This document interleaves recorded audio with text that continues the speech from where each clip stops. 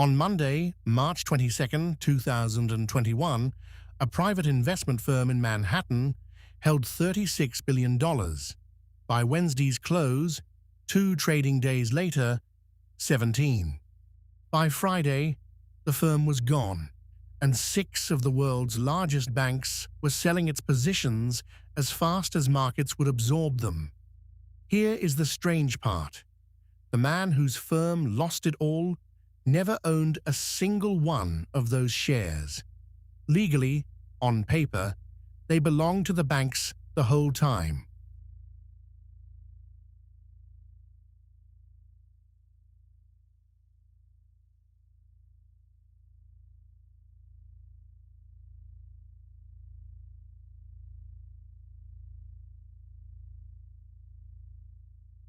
Start in 2012.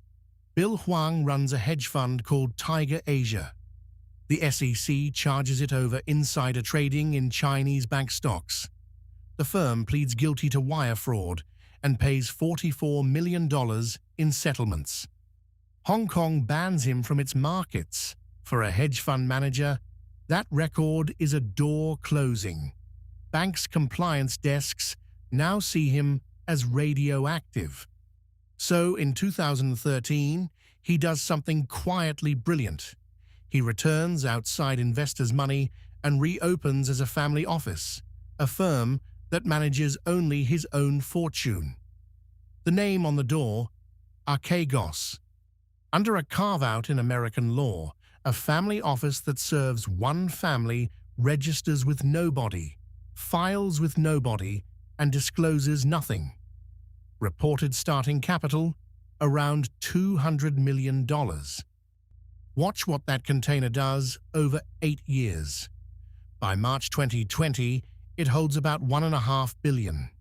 12 months later, per the SEC, more than $36 billion, commanding $160 billion in market exposure. A 20-fold year.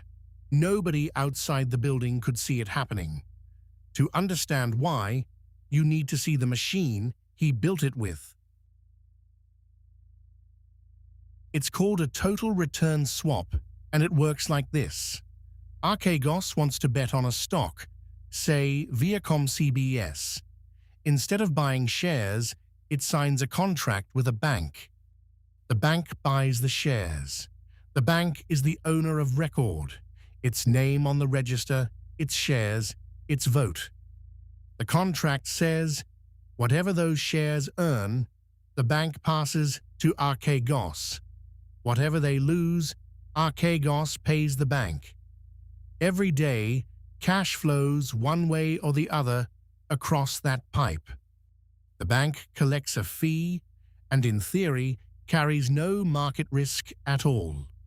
Archegos gets the entire economic life of shares it never owns. And because it never buys the shares, it only posts a deposit, margin.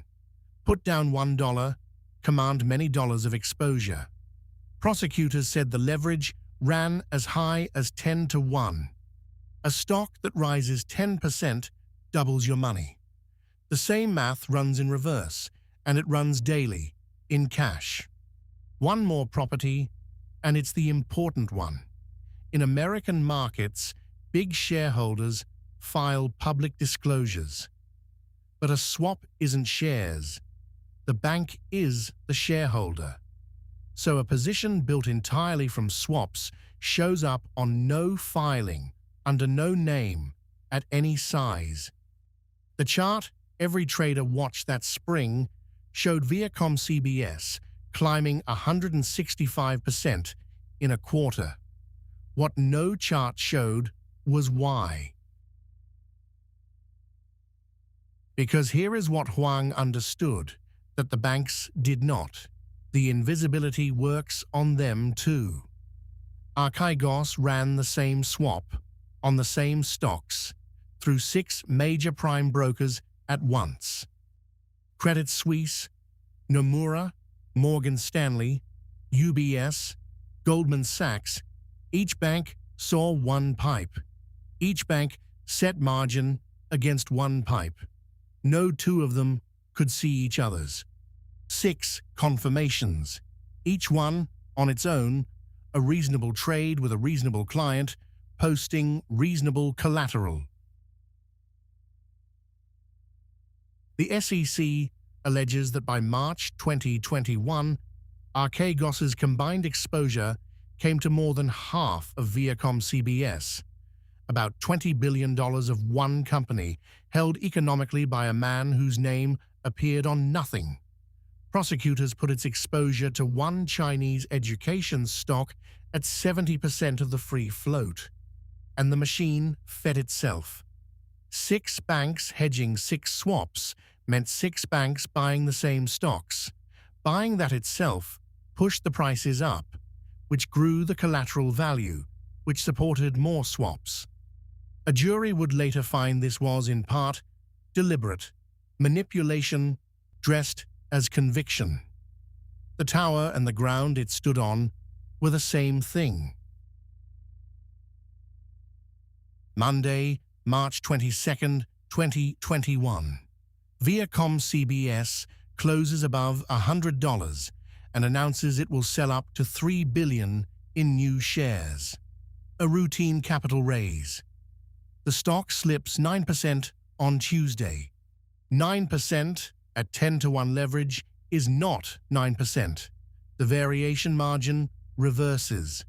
Now cash must flow into every one of those 6 pipes at once. Accounts of that week describe Archegos spending hundreds of millions trying to hold the price up.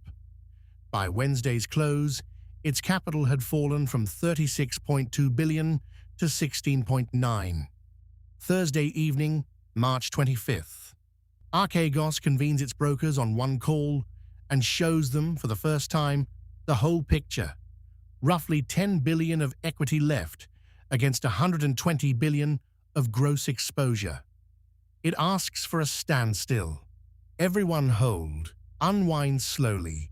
Nobody tips the market. Credit Suisse declined the standstill that night by email. By Friday morning, the race was on. Goldman moved first among the sellers, roughly $10.5 billion in block trades in a day. Morgan Stanley had quietly moved about $5 billion the night before. Viacom CBS fell roughly 60% in 4 days. Archegos defaulted. It had taken 8 years to build and 4 days to vanish. The slow lost most. Credit Suisse, $5.5 billion. Nomura, nearly $3 billion.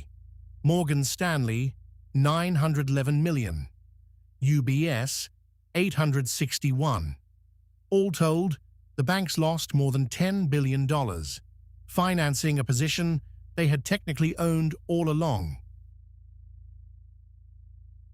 The autopsies were brutal. Credit Suisse's own commissioned investigation found a persistent failure to act on risk limits Archegos had been breaching for months. The margin was set once, at the start, and never adjusted as the position swelled.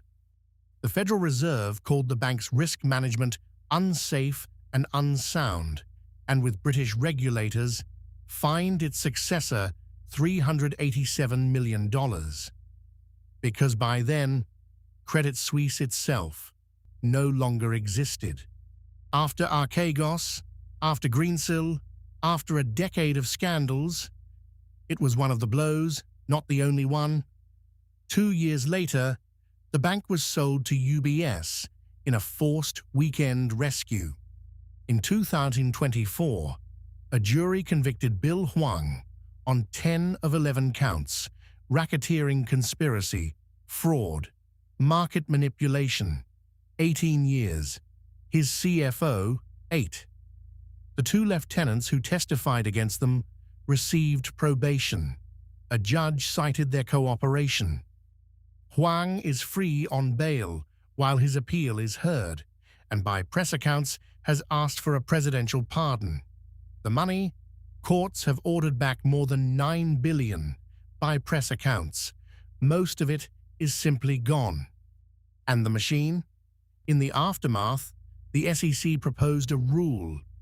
Anyone holding huge swap positions would finally have to disclose them. It named this exact collapse as the reason. The rule was debated for 3 years and withdrawn in June 2025. It was never adopted, which means the strangest fact about the largest, fastest private blow-up in modern markets is not that nobody saw it coming. It's that, legally speaking, there was nothing to see. There still isn't.